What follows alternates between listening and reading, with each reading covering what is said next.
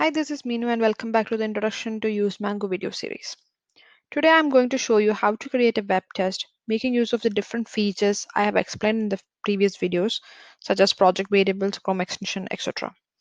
The purpose of this recording is to demonstrate just how quickly and easily you can build a web test using useMango application. For this demonstration, I'll be using a purpose-built e-commerce demo website called Swag Labs Demo. The test I'm conducting will carry out the following actions. Log into the website, click on a link, read a text from the page and verify said text, and finally close the browser. Click on the Create New Test button on the top right part of the Test tab to open a new test in the Test Designer. Give the test a name, Swag Labs Verify Item Price. You could add a description if you want. You can start building the test by adding this step to launch a browser. Click on the Insert step and search for Launch Space Browser. Select the component. Change the name to Launch the App. Let's add the URL as a project data. So go to the Data tab and type URL. Select Text Data and enter the value of the URL. Now go back to Test Designer. Select the field and clear the value. Search for URL. As you can see, the URL variable is shown here and you can select the value. I'll keep the browser name as Chrome. Select the test and click on the play button to run the step.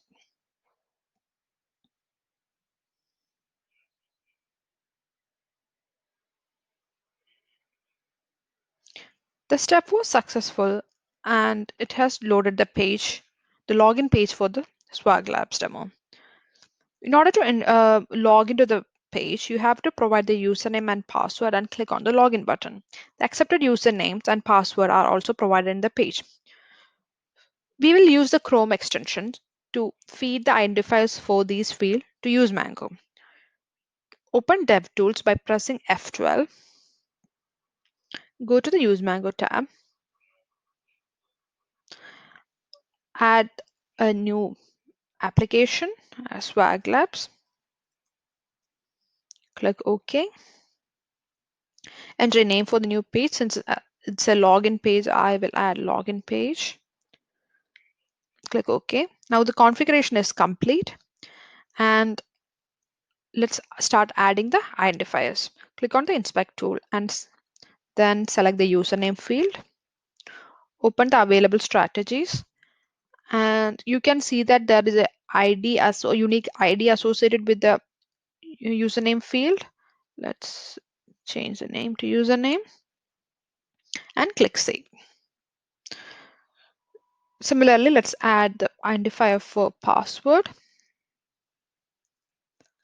And there is again same as the username field, there is a unique ID associated with the password field also. Let's save this. And finally, click on the login button. As you can see, there are no unique IDs or names associated with this login button, but there is a CSS class. So let's go ahead and select the CSS class and click Save. Now go back to the useMango application and go to Data tab just to check if the elements were added. And now since it's successful, let's go back to Test Designer. So we need 3 steps. 2 steps to add the username and password to the page, and then to click on the login button. For that, we will add web keyboard input to enter the username. Again, want to enter the password and a web click to click on the login button. So change the name to enter username. Click on the identifier field and search for username.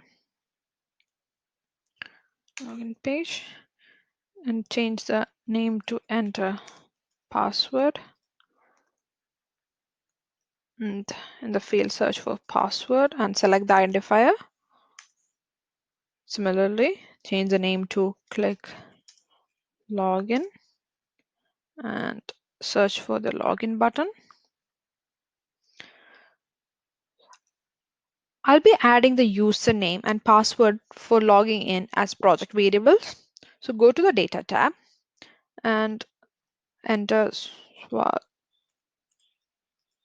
Labs username. You can add the value here as standard user. Now add Swag Labs password, and this time we will use the secret data.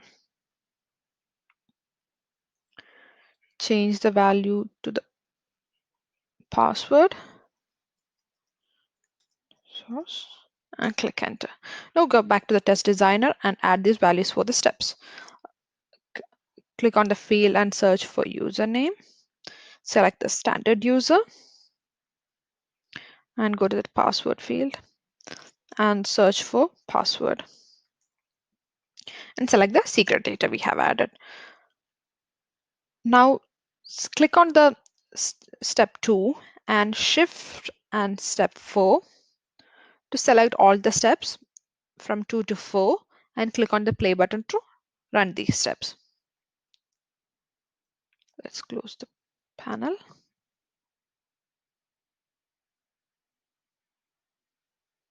So the username and password are entered and it's clicking on the login button. If you go back to the page, you can see that it has logged into the website.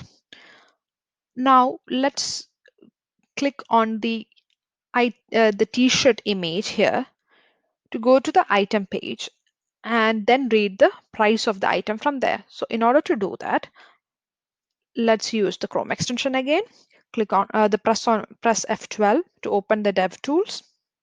Go to the useMango panel and select Swag Labs. Click OK. And since this is the catalog page, I'll add the name as catalog and click OK. So I want to click on the Sauce Labs ball t-shirt image here.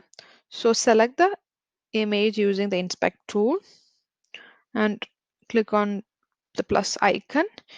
You can see that there are no unique IDs or name associated with the image. Let's go ahead and select the CSS class and change the name to t-shirt image and click save. Close the panel. Go back to useMango and click on insert step and search for the component web click to click on the link. Search t-shirt image as the step name. And this time I'll search for the t-shirt image. Run the step to ensure if it's running successfully. And if you go back to the page, I'm on the t-shirt page now. So I will try to read the price of the page, the price of the t-shirt from the page and verify the price. So in order to do that, again, use the Chrome extension, open the dev tools and go to useMango. Let's add a new page. Let's name it as t-shirt page and click OK.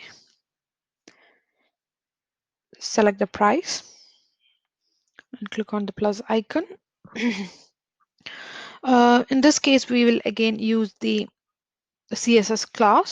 Select the CSS class and change the name to t-shirt price and click save. Go back to useMango, the test designer. So click on insert step and search for the component web read text to read a text from the page. So read price of the t-shirt and search for the variable t-shirt price.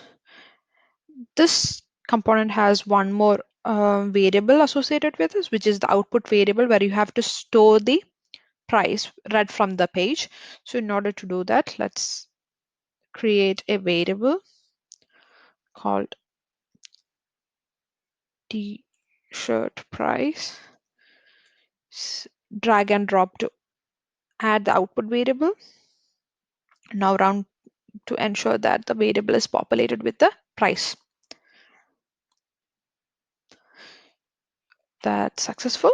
And let's add one more step to verify the price of the t-shirt read from the page. For that, create a new variable called the expected price,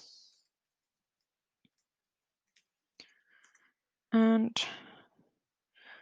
add a step to verify space text. Change the name to verify the price, and this time drag and drop the t-shirt price first and then the expected price as a text or regex.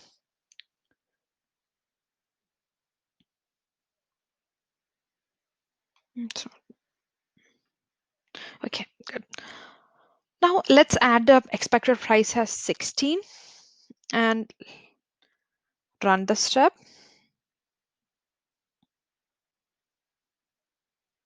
That step should fail since the expected price is not matching with the actual price. And open the click on the log icon here to open the result, and it says it doesn't match the value and hence it failed. So let's change the value to 15.99 and run the step again.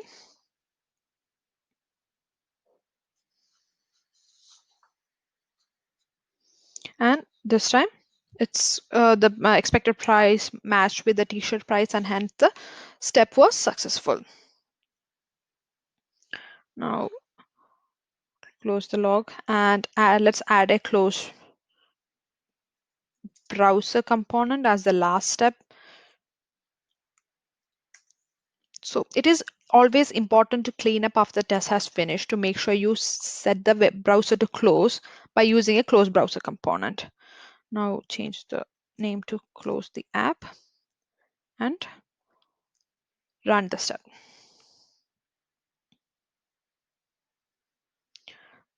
Let's select all the steps and collapse it.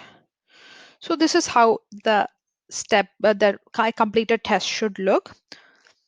Let's go to the test tab and run the test from the test library. Select the test and click on run test.